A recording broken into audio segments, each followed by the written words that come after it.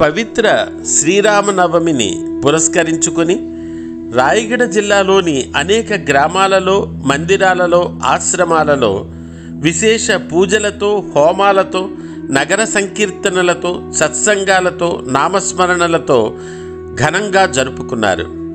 రాయగడ బ్లాక్లోని తడమా పంచాయతీలోని నాథుమా గ్రామంలోను, కొత్తపేట పంచాయతీలోని సిల్టిగూడ గ్రామంలోని ధ్యాన హనుమాన్ మందిరంలోను, శ్రీగ్రాంపుర గ్రామంలోని శ్రీ రామ హనుమాన్ మందిరంలోను అత్యంత భక్తి శ్రద్ధలతో ఉత్సాహంగా శ్రీరామనవమి ఉత్సవాలు జరుపుకున్నారు.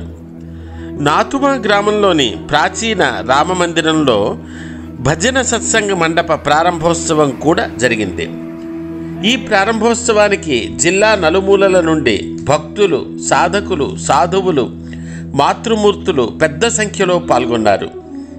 పూజ్య యోగి శ్రీ చైతన్య రామ్జీ వారి ఆధ్వర్యంలో జరిగిన ఈ కార్యక్రమంలో సంకీర్తన మండలి గురువు శ్రీ హలధర్ కడ్రక, శ్రీ మల్లన్న సారక, శ్రీ మోహన్ సునా, శ్రీ అనాది మెలక, శ్రీ భీమనాచిక, శ్రీ రాజేష్ నిసిక, శ్రీ విశ్వనాథ్, శ్రీ తవుడు, నామాచార్యులు శ్రీ సత్యనారాయణ పాణిగ్రాహి పాల్గొన్నారు.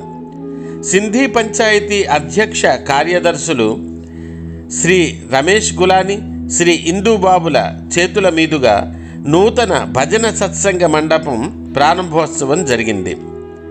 శ్రీ అర్జున యాదవ్, శ్రీహరి, ప్రముఖ పాత్రికేయులు శ్రీ ఖగేశ్వర్ సింగ్ కూడా పాల్గొన్నారు.